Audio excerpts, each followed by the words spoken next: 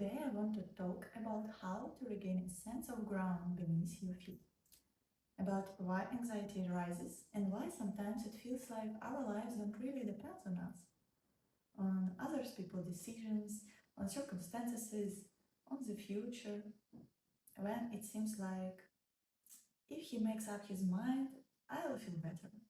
If the situation becomes clear, I'll relax. Is there a guarantees? I'll finally exhale. And logically, that sounds reasonable, but inside the tension remains. Over time, I realized something important, that anxiety doesn't arise because life is uncertain, and it doesn't arise because the world is unstable.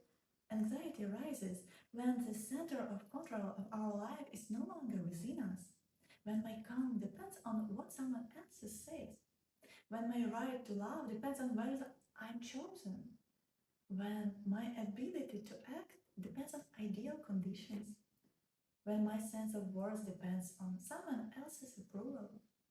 Yeah.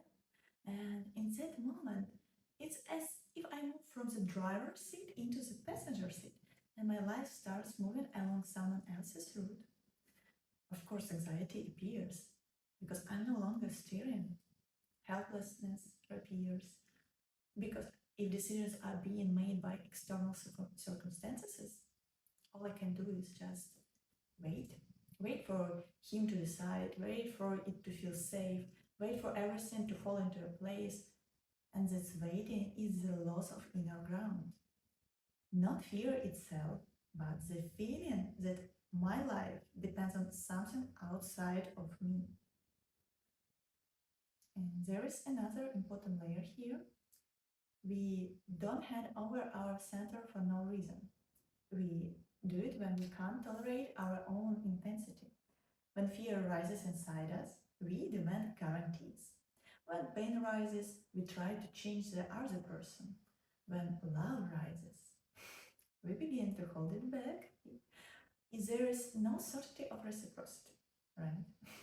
Trying to control the outside world is often an attempt to avoid feeling the inside. Anxiety doesn't intensify only because the world is unstable. It intensifies when we can't stay with ourselves inside that instability, when we can't tolerate uncertainty within.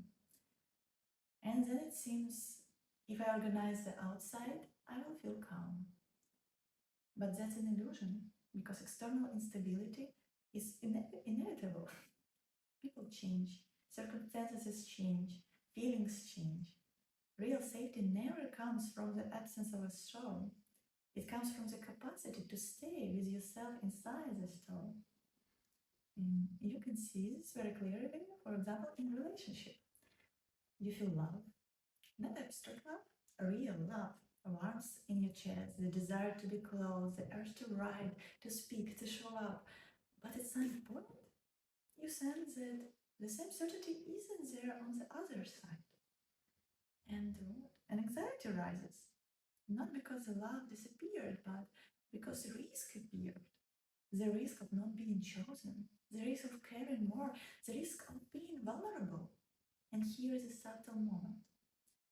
Instead of staying connected to your feeling, you begin regulating yourself through the other person. If he is unsure, I should be more careful. If he hasn't decided, I don't want to be too open. If he pulls away, I'll pretend it doesn't matter that much. And gradually you start shrinking, speaking less, feeling more quietly, showing up more cautiously. But not because you become cold, but because it feels terrifying to hold your love in uncertainty. And in that moment, you place a condition on your own heart. I will only feel this if it's safe. But now safety depends on someone else. Today he is certain, you are calm. Tomorrow he is afraid. Anxiety floats in. The next day he closes off and you lose your footing. If your inner stability is built on someone else's fluctuation, anxiety becomes your background state. Because the center is no longer within you. And the same things happen in life. We want to change jobs, but we wait until the fear disappears. We want to launch something, but we wait for full confidence. We want to express ourselves, but we wait for a guarantee that we will not be judged. We postpone the step not because we don't want it, but because we can't tolerate the uncertainty. We tell ourselves, when I'm sure it will work, then I will begin. When I know I will not fail, then I will do. But confidence doesn't come before actions, it comes after.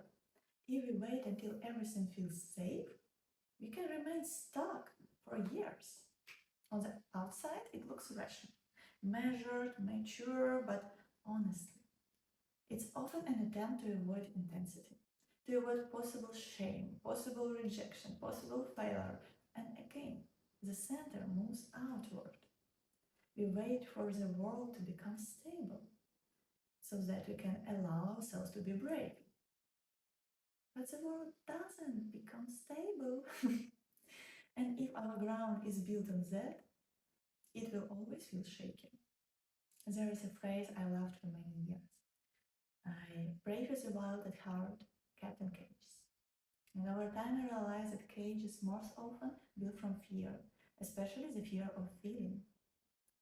Yes, it looks rationality, like caution, like I'm just being realistic. But if I'm honest, it's the moment when I start choosing from within and start building myself around external reactions.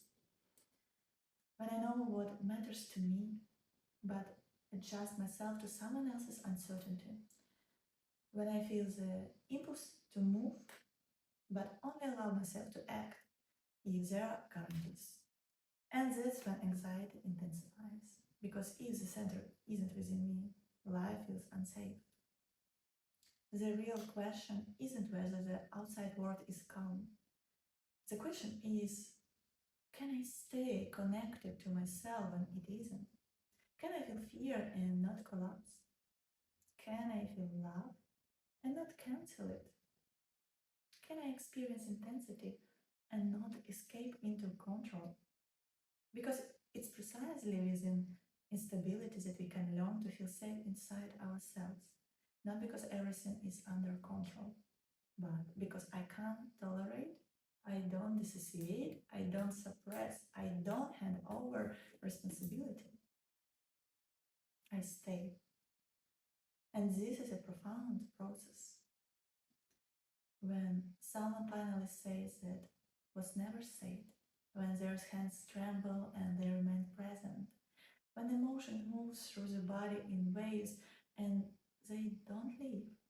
From the outside, it may look intense, yes, but internally, something essential is happening. The nervous system is rewiring. The body is learning. I can feel and survive. I can experience and remain myself. A new internal safety is forming. Not safety based on control, but safety based on capacity. Freedom is not the absence of fear. Freedom is a capacity to feel intensity without losing connection to yourself. It's reclaimed responsibility. I can't control other people's feeling. I cannot control the future, but I can choose how I respond now. I can act from my values. I can feel and I don't run. I chose and I take responsibility. I live not because it's safe, but because it's aligned with me. And in that space, anxiety begins to soften, not because the world became stable, but because the ground returned within. You can live carefully. You can live in a way that avoids too much risk, too much intensity, too much depth, and life may feel more predictable. Yeah, but will it feel alive? True inner ground is not the calm outside, it's the capacity inside. When your heart races and you stay, when your fear rises and you don't run, when love makes you vulnerable and you don't cancel it, that is mature safety, not comfort. the capacity to feel without losing yourself. Storms will come, instability will come, people will change. But if you can remain with yourself, you are no longer powerless. And that is when anxiety begins to loosen. Not because the world becomes safe, but because you become safe for yourself. And that may be the deepest ground you can ever reclaim.